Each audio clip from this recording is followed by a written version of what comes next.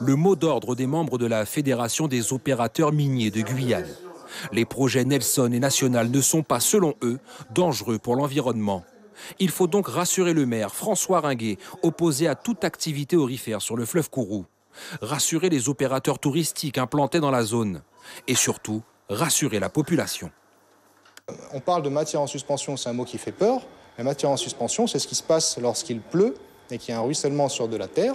La terre se transforme en boue et est entraînée dans les cours d'eau. On parle d'échelles qui n'ont rien à voir entre le Kourou et des projets qui sont sur des cours d'eau qui font moins de 7,50 m, qui ont des masses d'eau qui sont négligeables par rapport à un fleuve comme le Kourou, et en plus qui sont sur une temporalité qui est très faible.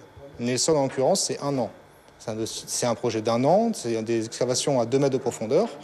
On est sur de l'artisanal. Ça, c'est très important de le rappeler. L'activité artisanale aurifère en Guyane n'utilise pas le moindre produit chimique. Le principal argument des opposants au projet minier, c'est la présence de 2 stations de pompage d'eau potable sur le fleuve Kourou, sécurisées par un périmètre de protection qui permet de réguler toute activité humaine dans la zone et de prévenir tout risque sanitaire. Mais quand ce périmètre est de 9,9 km² pour Saint-Laurent ou de 3,2 km² pour la Comté, il est de 1812 km² pour Kourou. Une situation qui interroge les opérateurs miniers. Opérateurs qui ne comprennent pas les récentes prises de position du maire de Kourou et de Patrick Lecante, maire de Montcinéry-Tonnégrande.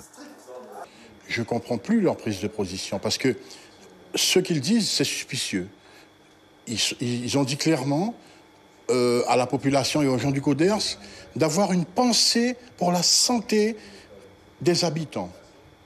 Ça veut dire que, en quelque part, le métier que je représente, la mine, n'est pas fiable. Et ça, aujourd'hui, j'estime que c'est grave et j'estime même que c'est un manque de connaissances. Moi, j'aurais aimé leur montrer aujourd'hui. On va s'attacher à prouver à tout le monde qu'il ne s'agit pas d'un métier dangereux.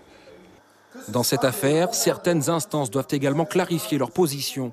La CTG, qui à la grande surprise de la FEDOMG a voté contre la demande d'autorisation d'exploiter de la crique Nelson lors de la commission des mines du 27 mars dernier. Ou encore l'ARS, l'agence régionale de santé, dont le silence vaut pour accord. Quoi qu'il en soit, les membres de la FEDOMG comptent bien défendre leur projet.